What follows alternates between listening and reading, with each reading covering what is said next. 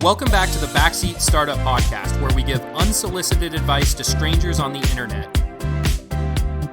Today I'm joined by Django Degree, founder of Focus on Words, a platform for personal development content. Before starting Focus on Words, he built apps for GM, Shell, and several other companies and startups. He has a passion for personal development and supporting people. Django, thank you so much for being on the show. Thank you so much. It's awesome to be here.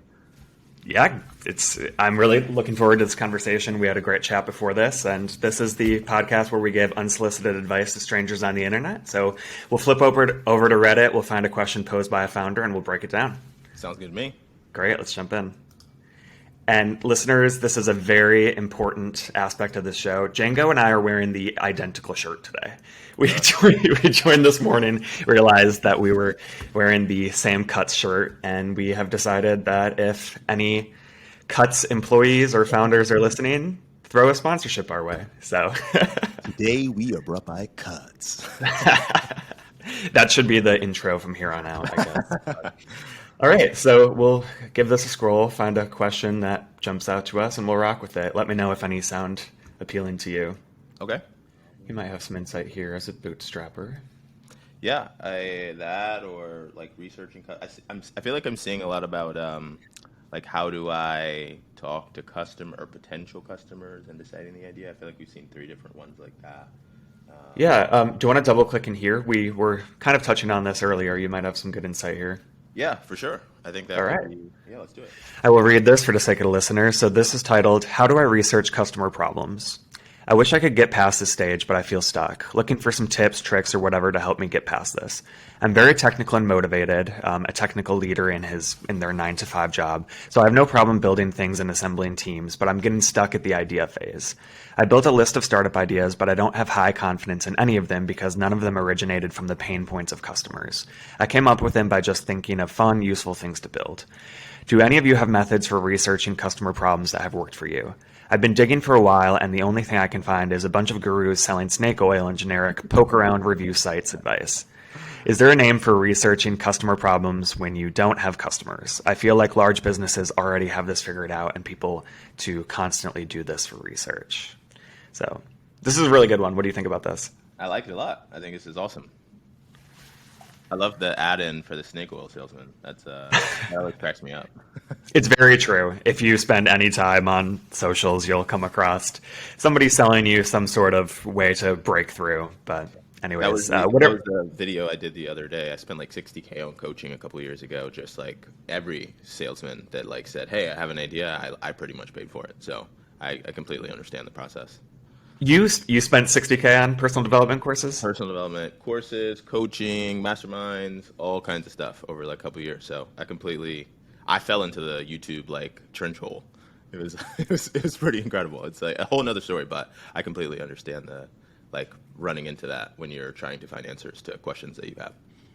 So we can jump into the post in a second, but I actually want to examine that. So tell me what the biggest findings were from that experience, and what do you think proportion of these courses or lessons are actually valuable versus like this poster is talking about snake oil? So like what I would say is this actually can be the start of this question.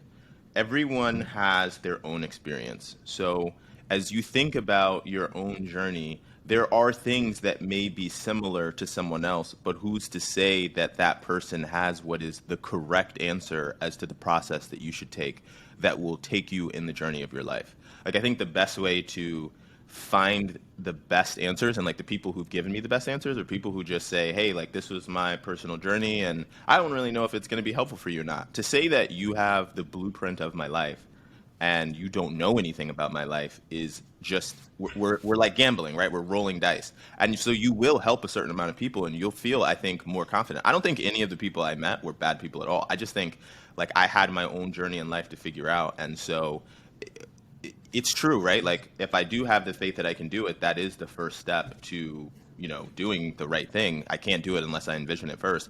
But who's to say that the process that you're going to give me is actually going to be the process that works for me? And that's the toughest part for anyone who takes on someone as a coach. If that coach is saying, you know, this is the way to do it, period, end of story. Like this is the way to play basketball. Dribble, and dribble. And you're like, well, yeah, I like defense though. And they're like, yeah, no, but I had success playing basketball dribbling, But what if I'm not good at dribbling? What if that's not my skill set? What if my skill set is defense? Like, that doesn't make the person who dribbles really well wrong. It just means that maybe I need to find the right coach for myself before I, spend all that money.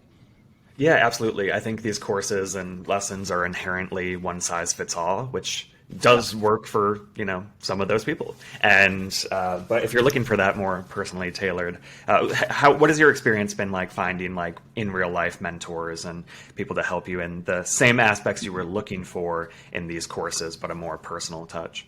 The best mentors that I have had in my life, their Instagrams do not tell the story of what they have done.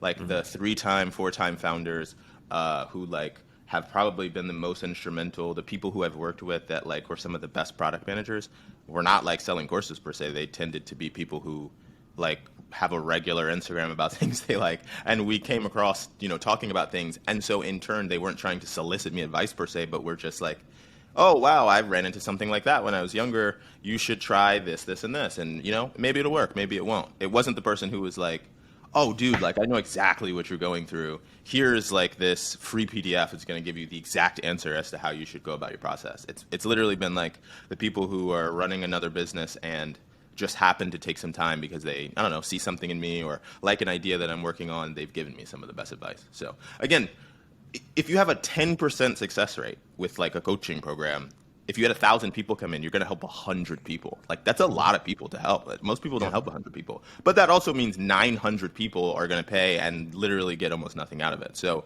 it's just like, I think the process of selling any business, the majority of people, you can't help them. Like it's just not possible. It's law of large numbers, so that's all that is, I think. Right. Yeah. Well said. I wanted to double click on that because that was really interesting. But I'm curious to hear your thoughts on the post, especially around. It seems like they're working backwards from a way a lot of founders get started. Like they are brainstorming a bunch of ideas without really coming across any particular pain point. So do you think they are approaching this incorrectly or just different? I think that hearing that the person is super technical, it's not a surprise to me that they're brainstorming different solutions that are really cool or fun to do, right? Like every engineer that I know loves tinkering, loves coming up with solutions to fix things like, hey, here's a bug. How do we fix it to make it a feature or whatever the case is?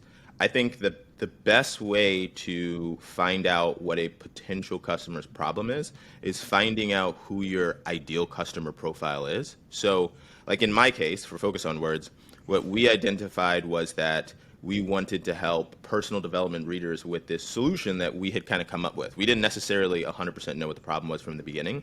So I identified characteristics about those individuals and then just started like reaching out to people. I found 3 individual characteristics on Instagram that made it easier for me to reach out to people. It was like people who had posted a quote or book and highlighted it in their Instagram that was a millennial. I had a feeling like that was who the customer was.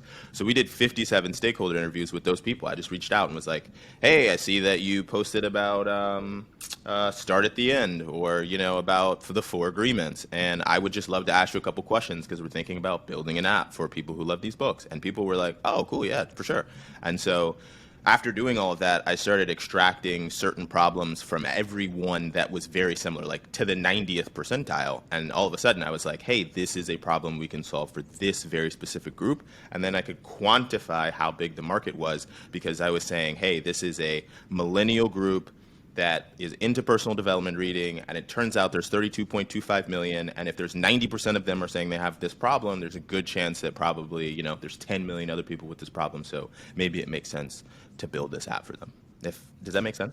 It makes perfect sense. I think that's great. And I think you answered the posters, do any of you have the methods? I think that's such a unique, not even unique, it's a really clever way of going about that customer research, really identifying the people who are most likely to engage with your app, use your platform, and starting there to ask those probing questions. So I think that's spot on advice for this poster. I also think the poster might have a little bit too narrow of a definition of what a pain point is because, they're technical, they're coming up with these solutions.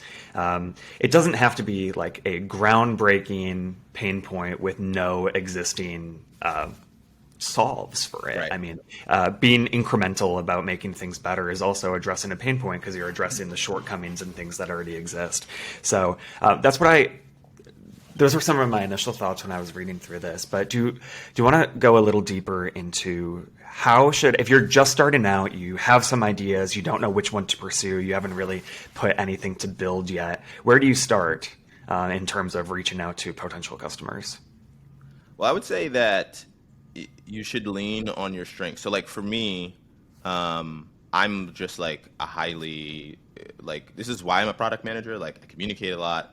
Like my ideas are like weirdly disparate, so I can think about a bunch of things sort of all at once. And so for me, I just wrote out a bunch of questions that I thought would help me uncover the problems that this customer that I wanted to work with might be interested in. So like when I created my stakeholder interview questions for people, for instance, with personal development, it was like, do you remember the last 10 books that you read?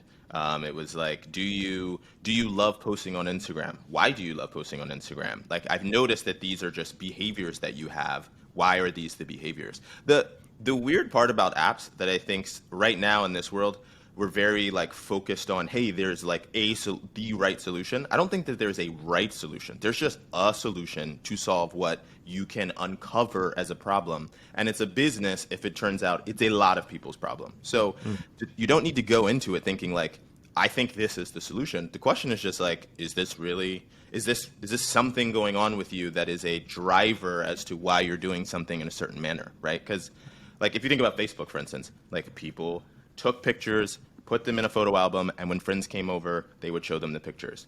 Facebook in its first version was like, now I can just post the pictures after I finish, and then everyone can see it. Was that like really a problem though, per se, or was it more of a driver of wanting to show people things that you loved? So I would just say as you think about reaching out to people, like that first step is like asking yourself, like trying to put yourself in that person's shoes, like what are drivers for the behavior that I believe there is a solution, and just ask questions. And then the questions will start getting you answers on those problems. So, you can't really go into it saying, hey, I think this is a solution. It's more of, hey, I think this could potentially be a problem that I'm noticing. Here are questions like, what do you think? This is what I think. Maybe even not even saying what you think, just asking the questions and seeing if your theory is true, if that makes sense. That makes perfect sense, and I really like the Instagram example. It all seems that you take a really bespoke approach, really intentional about who you reach out to, even down to what they're sharing on Instagram, for instance. So can you talk a little bit about the general strategy between going really narrow and specific and personal versus kind of going broad and trying to collect data from as many people as you can? Well, I would say that either can be true. It's just that the larger the sample size becomes and the less you know what these people have in common, the less of a chance you have of building a solution that's really good for a group. So if you think about some of the greatest apps that have ever existed, they were created at first for a very narrow group. So like, again, running back on Facebook, started at Harvard University and then went college to college before it was ever even open to high schoolers or people older than college students. And that is what allowed it to expand.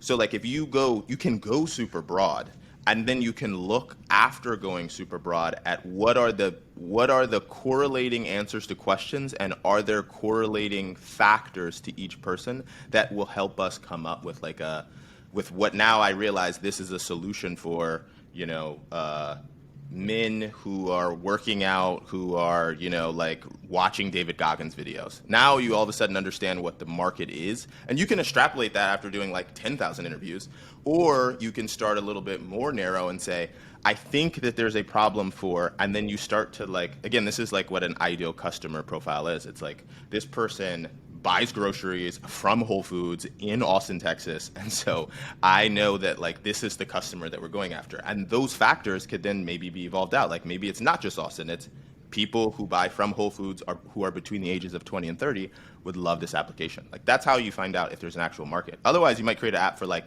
10 people because they're, all into World of Warcraft, but only in Florida. So it's like that everyone has different factors about them that make them who they are. It's all about finding the things that we have in common, and then that helps us understand if we have common problems that then I can give a solution to. And then now you have a business. That's like the difference between a business and just a general idea for like a small group of people who maybe have just, one-off issues.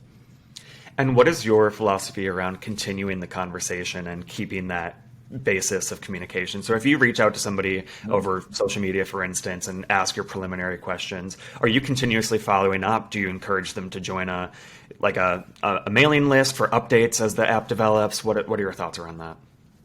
Well, that's why I would just say it's easier to build an app that you're super passionate about in comparison to something that you're building just because you think you're going to make money. Like for me, I'm reading all the time. So I'm constantly meeting people who love books, and I'm always like, hey, this is what we're building. Check out the web app. And they're able to just go there. It is a little bit tougher to maintain a relationship with people if you're not genuinely interested in them. So I try to work on things that I'm genuinely interested in. Like I love electrification. So I'm in the space building apps with Bellawatt. I love personal development. So I started building an app for personal development. So I would say if you can, the easiest way to end up staying in touch with the customer is by in some way maybe finding a way to find problems and solutions for something that you genuinely care about, even if it's not you, because then you have a reason to reach back out. Because sometimes I reach out to people to say like, hey, this is a really great book. I loved it.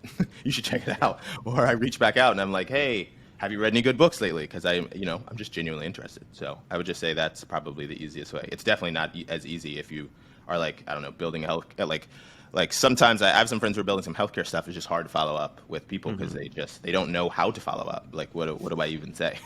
So. Yeah, absolutely. No, I think that's so well said. And this poster is very lucky we had you on. Great feedback. And you're welcome for the unsolicited advice. Django, thank you so much for being on the show. I would love to have you tell a little bit about Focus on Words. And then I would love to let the listeners know how they can connect with you. Yeah. So, I am a person who fell in love with personal development years ago, just being overweight, starting to work out, listening to just all kinds of different books from David Goggins to Brene Brown. And I realized that as time went on that I really loved these books. They became a part of my life. But I can't even remember 10 to 20% of the books that I read. And I just realized there's no space for us to connect around these books that we love. And as time goes on, we move on to new books. And even though those books are a part of us, it's like, the journal goes into a closet or on your bookshelf, and it's hard to go back to it. So what we wanted to do is create a space where personal development readers have a platform to actually connect with other readers, but also connect with the books they love in the way that they think, and to have that content be living and breathing with them forever, whether they're just having a random conversation or they are, just trying to grow and they're like, wow, this idea reminds me of this book that I read. So we want to build a platform that allows people to grow with their books and not just sort of leave them in the past. Yeah, that's great. And where can listeners find Focus on Words? Yeah, so right now we have the web app. It's our beta. It's at focusonwords.com. You can log in, and we post a quote of the day every day. And we have the full app coming next month. We're super excited to launch it. It's got all kinds of new features on top of what we have on the web app. So we are just elated to continue building a platform for personal development readers, by a personal development reader. Amazing. Yeah, certainly go check out those resources. By the time this episode drops, we will have just featured Django and Focus on Words by Startup Founder Daily. So go check out those features. Follow Django on socials. And once again, thank you so much for being on the show. Thank you so much. The Backseat Startup Podcast is brought to you by Startup Founder Daily, a media company focused on early stage companies. To learn more or apply to be featured for free, head over to startupfounderdaily.com. You can find the link in the description below.